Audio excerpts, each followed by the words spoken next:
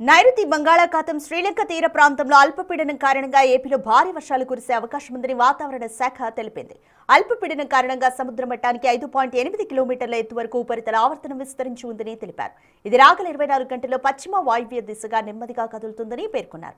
నేడు నెల్లూరు, అన్నమయ్య, చిత్తూరు, తిరుపతి జిల్లాల్లో అక్కడక్కడ పిడుగులతో కూడిన మోస్తరు నుంచి భారీ వర్షాలు, ప్రకాశం, కడప జిల్లాల్లో అక్కడక్కడ తేలికపాటి నుంచి మోస్తరు వర్షాలు కురిసే అవకాశం ఉందని తెలిపారు.